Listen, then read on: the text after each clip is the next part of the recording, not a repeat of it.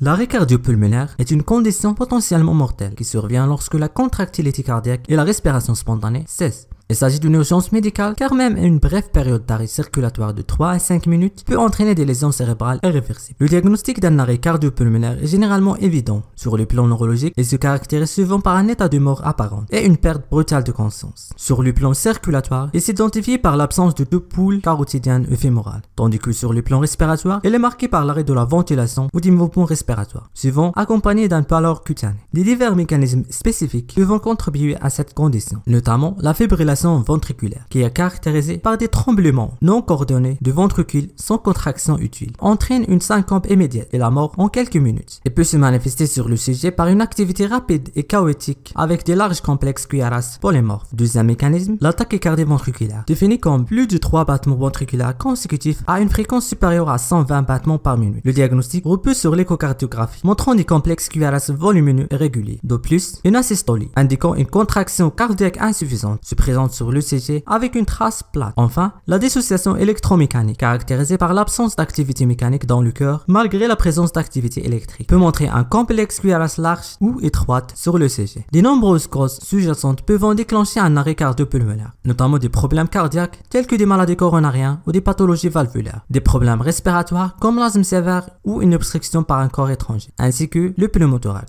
Des causes neurologiques dues à la dépression des centres respiratoires. En plus de ça, des problèmes circulatoires comme l'embolie pulmonaire ou un état de choc, ainsi que des déséquilibres métaboliques, y compris l'hypercalémie et l'acidose métabolique. Et n'oubliez pas de différentes autres conditions comme un traumatisme grave, l'électrocution et les 3 EPO. Hypovolémie, définie par une faible volume sanguin résultant d'un saignement sévère. L'hypothermie désigne une température corporelle dangereusement basse, généralement inférieure à 35 degrés. Et finalement, l'hypoxémie, avec une faible taux d'oxygène dans le sang. La prise en charge détaillée de l'arrêt cardio-respiratoire sera abordée dans une autre vidéo. Merci et à bientôt.